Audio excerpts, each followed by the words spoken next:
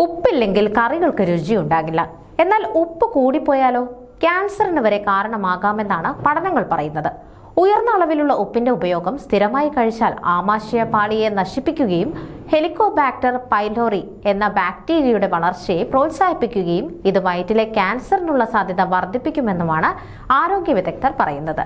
ജനിതകമായി cancer സാധ്യതയുള്ളവരോ നിലവിൽ ദഹന പ്രശ്നങ്ങൾ ഉള്ളവരിലോ അമിതമായി ഉപ്പ് കഴിക്കുന്നത് രോഗസാധ്യത ഇരട്ടിയാക്കും. ലോകാരോഗ്യ സംഘടനയുടെ കണക്ക് പ്രകാരം പ്രതിദിനം ഒരാൾക്ക് ഉപയോഗിക്കാവുന്ന പരമാവധി ഉപ്പിന്റെ അളവ് 5 ഗ്രാമാണ്. എന്നുവെച്ചാൽ 2 ഗ്രാം സോഡിയം.